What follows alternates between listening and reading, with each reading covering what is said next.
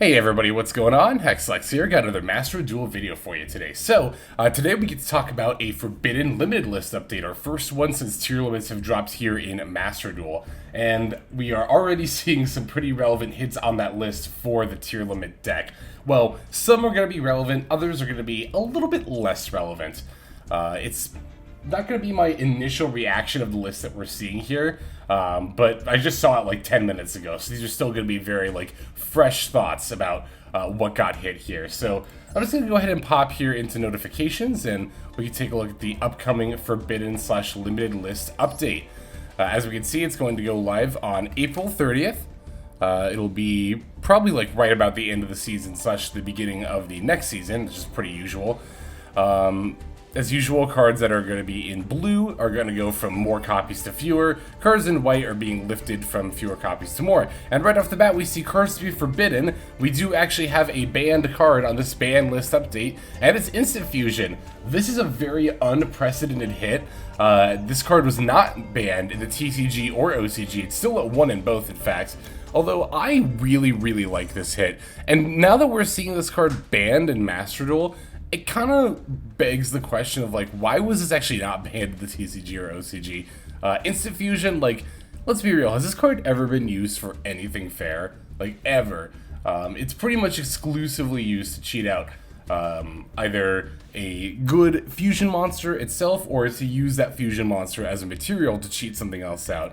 Of course, in Tearlaments, it was very often used to summon Tearlament's Kitkalos.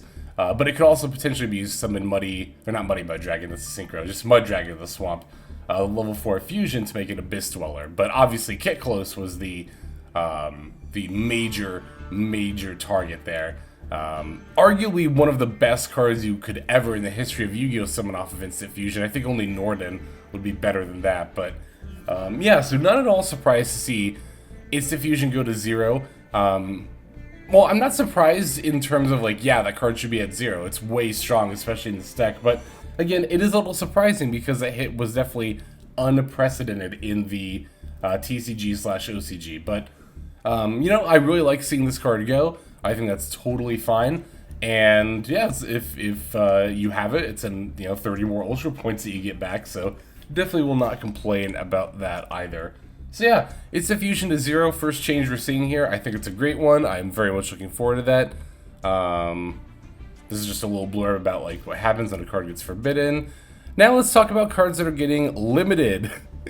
King of the Swamp and Foolish Burial Goods. King of the Swamp.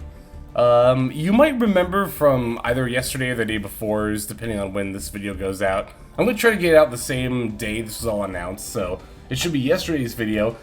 We just got done labeling King of the Swamp as a meme tier tech for Tearlaments, as in one that you can play and you can experience some success with, but generally not recommended at all.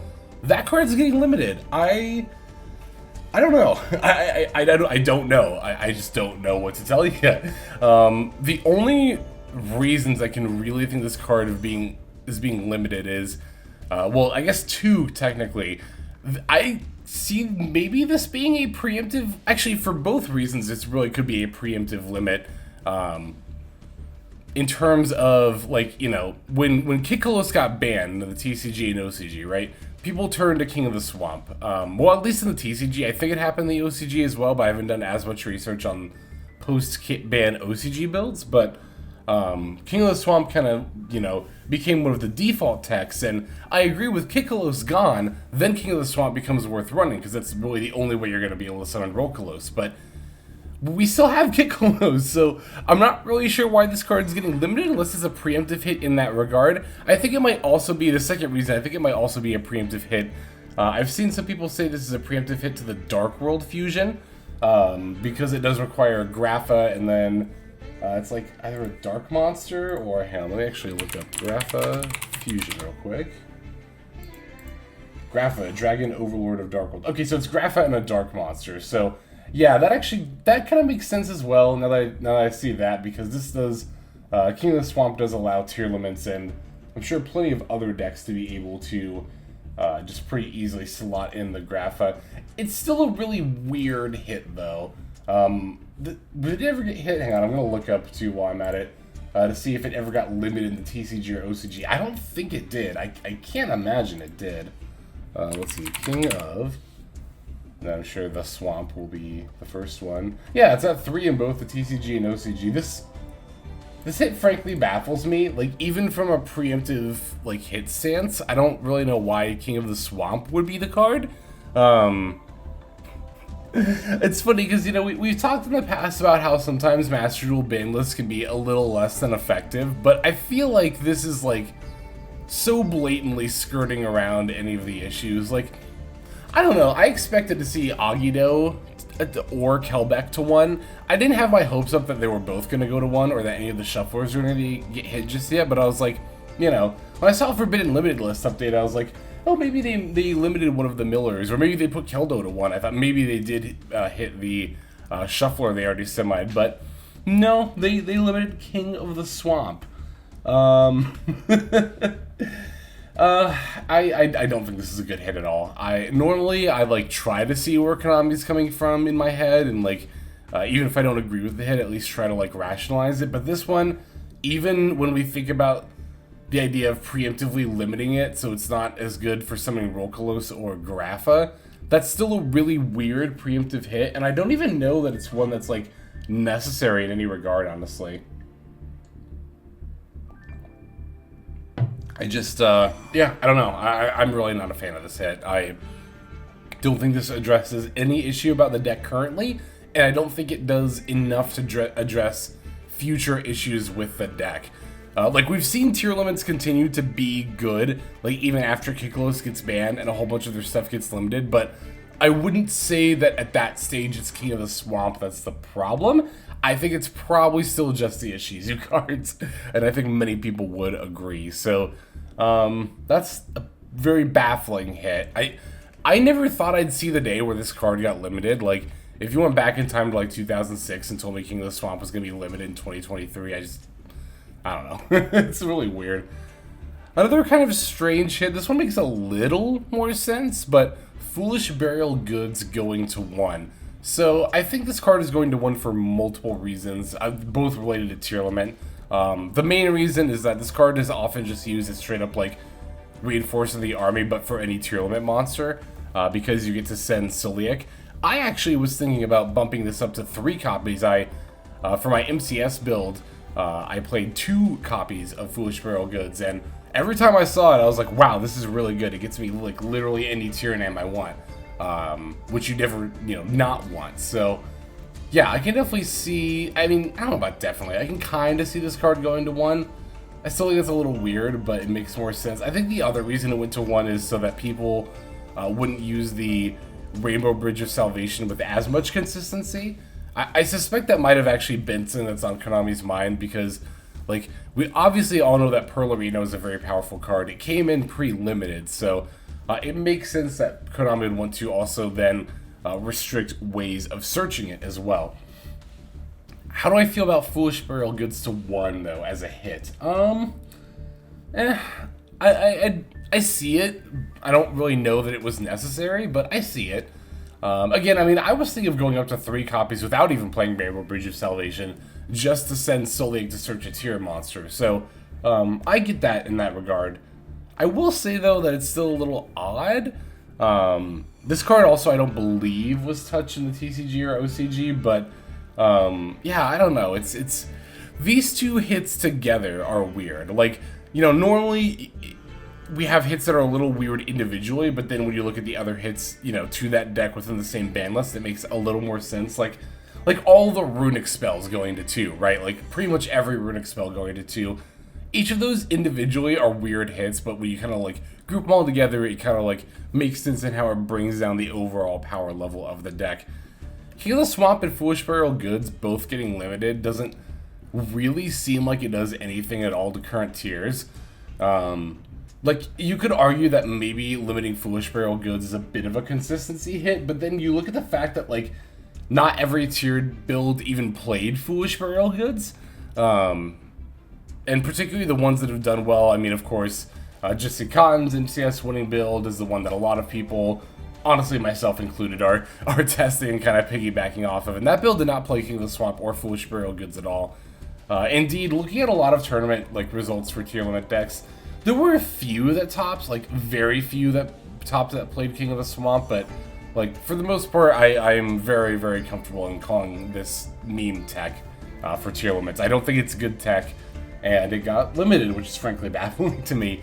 So if it had been Foolish Burial Goods plus, again, Agido and or Keldo, or Kelbeck, some combination of those, that would make more sense to me. But seeing King of the Swamp here next to Foolish Burial Goods, I don't know. I really just don't know what to tell you. It's weird. It's very odd. Alright, next up, cards to be semi-limited. We have just one card here. That is going to be Change of Heart is going from 1 copy to 2, which makes sense. I mean, nobody's playing the 1 copy, so I think it's fine to bump it up to 2. I think this is a fine change, but it illustrates something about the ban list that I don't like. That isn't present here, but is a point I still feel the need to make. And I don't think this is a very controversial opinion. I think a lot of people feel the same way, but this kind of highlights Change of Heart not only getting unbanned, but now going to 2. Highlights something that I really don't like about Konami's practice of treating banned cards when it comes to errataing them. I hate erratas. I hate functional erratas that completely change what the effect of the card does, to make old banned cards quote-unquote okay to come back. But here's the problem with that. There's a few problems with that. I hate the idea of a card that was once banned just now having a god-awful effect just to unban it. I don't feel like that's a good practice. And the reason that I don't is exactly what we're seeing here with Change of Heart, right? Let's think not of Change of Heart, but of Brain Control. Brain Control is one of those cards that got errated pretty hard, and I believe it got errated so that you can't take a monster that was special summoned, right? Or that can... I think you can only take something that can be normal summoned or set. I'm going to have to look this up real quick, but... let's see. Brain Control, here we go. Yeah, you can only take control of something that can be normal summoned or set. Which, at the time, Brain Control was too powerful. It didn't need to be on the ban list, and in that regard, if you wanted to errata cards, the errata would make sense. But now we're at a point where Change of Heart, which is just better than old Brain Control was, this card has now been power crept to the point where it can not only come off the ban list, but it can be at 2. And if Change of Heart could be at 2, then old Brain Control could definitely have come off the list. But now here's the problem. Brain Control is errated, and you can't just walk back that errata without making it even more confusing. So now Brain Control is kind of forever doomed to be this bad, obscure card, whereas Change of Heart, which again was just more powerful in general than pre-errata Brain Control, is more or less about ready to walk free, just because again it's been power crept out of the format. And by errating the banned cards and changing them to be so much worse, you deny them that opportunity to be let off the ban list in their original form. I also am just not a fan of functional erratas, period. If it's errata to clean up a text or to clarify what the card actually does and did the whole time, that's one thing. But when it comes to errating a card to change the effect, I just don't like the idea of having, this isn't true of Master Duel, obviously, but when it comes to, the physical TCG, I hate the idea of having, a physical card that does not do what it says on the text. I think that's very poor game design.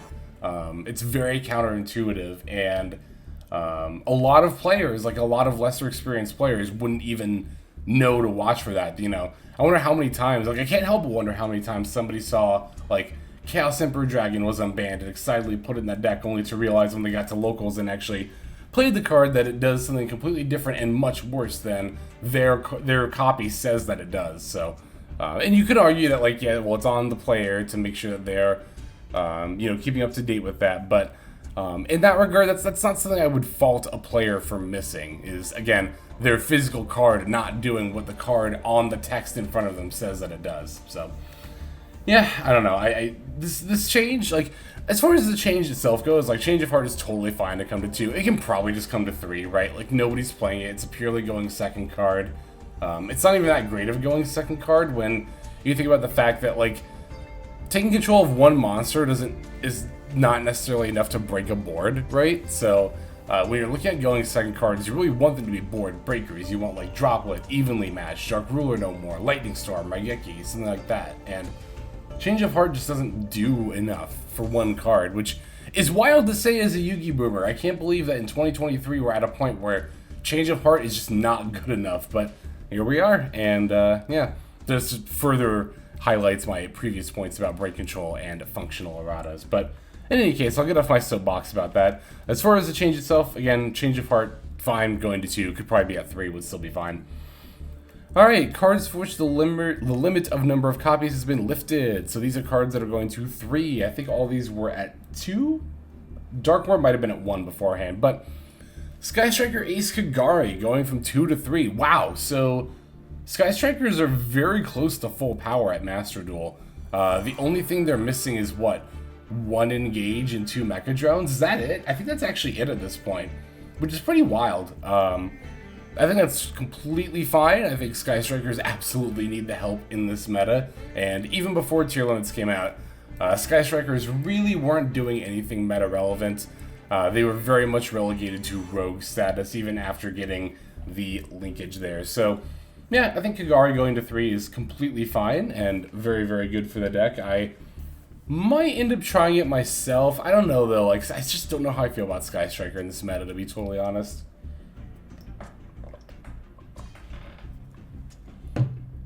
I think the main problem with Striker in this meta is just the fact that, like, they can't play Dimensional Shifter, because then your spells get banished, and obviously Sky Striker wants to spell cards in the graveyard, so yeah, it's just, it's kind of sad in this regard when you have a deck that's, like, so completely dominant that, and this is why I'm not a huge fan of Tier 0 formats.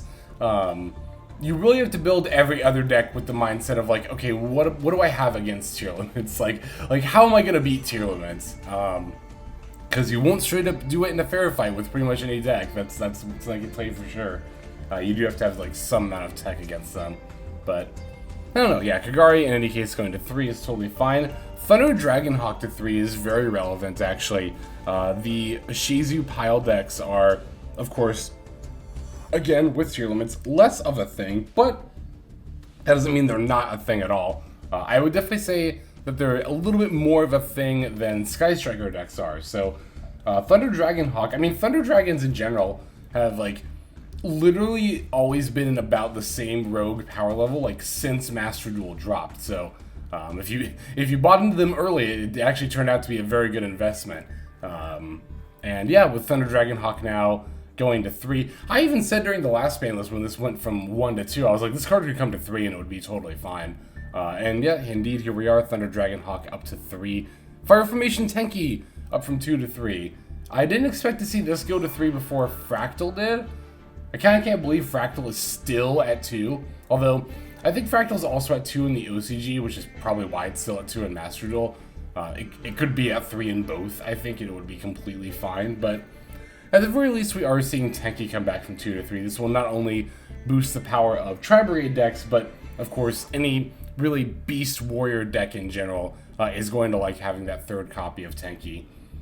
Again, that's pretty much mostly just going to be Tri-Brigade, is like the pretty much only relevant, currently relevant meta deck that I can think of off the top of my head anyway. I'm sure there are other decks that definitely benefit from this, but yeah, it's mainly going to be Tri-Brigade variants. And then we have Supreme King Dragon Dark Worm. That's like the Pendulum, you know, level 4, 1800 attack. I think this was actually at 1 and not 2 before coming out at 3. I don't really know much about this hit. I know it was for some kind of like Pendulum, maybe OTK or FTK shenanigans that may or may not have involved that like Starving Venom. I know there's the whole package of like Dark Worm, and then you get the Zero Gate, and then just like that whole like Pendulum play. Again, I think Pendulum decks could definitely use the help, much like Sky Strikers and Tri-Brigade and Thunder Dragons, you know. Even before Tier Limits, none of these decks were doing really much of anything too threatening or powerful. They were all pretty firmly in rogue status, so I think giving these rogue decks a slight power boost is definitely fine, especially in this meta where it's honestly probably not going to make a whole lot of a difference anyway. Okay, so I think that just about covers all of the banned cards here. Oh, this is just, yeah, the dismantling bonuses, and yeah, so there we go. Just to recap, changes, Instant Fusion 1 to 0. I think this is a great, fantastic change. We did not see the TCG or OCG, but I think it is more than welcome here. One card kick close should definitely not be a thing. Ideally, it would not be a thing because kick close is at 0, but we'll definitely take Instant Fusion to 0 because, as I mentioned earlier, this card has never really been used for anything fair anyway. Cards to be limited, King of the Swamp, Foolish Burial Goods. Ugh, is kind of my reaction to these. I can kind of understand what Konami was thinking with the King of the Swamp, but in light of everything in Tearlaments that's an actual problem, I think this is a terrible hit. Foolish Burial Goods, I think, is a slightly better hit, but putting it next to the King of the Swamp limit doesn't make it make any more sense. I think we should have seen some combination of Agido, Kelbeck, and Keldo in that slot, even if it was just one of them. Like, I get that the pack is still out, Konami still needs to sell it, but like, even just limiting one of those cards that went to 2 would have been so much more impactful than King of the Swamp to 1. I don't understand that at all. I think that's a terrible hit, frankly. Foolish Burial Goods, I think, is an alright hit. But King of the Swamp, I think, is a god-awful. This is the worst Master Duel hit we've seen on a ban list. I'll just say that right now. I don't know what Konami was thinking with that. Again, I can guess, but I even when theorizing, I still don't see it. Change of Heart to 2, I think that's fine. I think it highlights an issue with Eradas, but I think the hit itself is fine. I think Change of Heart could come to 3, frankly, and it would be fine. And then, yeah, everything going to 3, Kagari, Thunder Dragon Hawk, Tenki, and Dark Worm. I think those are all great. I think those are all fine to go to 3, but I don't think any of those will be nearly enough to shake up the meta from being Tearlament dominant. So there you have it. There is the ban list update. Definitely let me know what you think in the comments below. I can already imagine what a lot of the comments are going to say regarding this list, but still definitely let me know what you think. And yeah, let's just go ahead and move now to our outro. Alright everybody, thank you so much for watching all the way to the very end of the video like this. That means a whole lot to me. Not just personally, but it's also a great way of supporting the channel as well. If you're interested in supporting the channel in other means, you can of course feel free to comment and or subscribe right here on YouTube. I'm always looking to the comments section. You guys leave some pretty awesome feedback as far as like constructive criticism goes when it comes to deck building, gameplay, channel content, all that stuff. So feel free to leave your opinion down there. I will be sure to take a look at that there. And then subscribing is going to be the best way to get notifications of when these videos drop.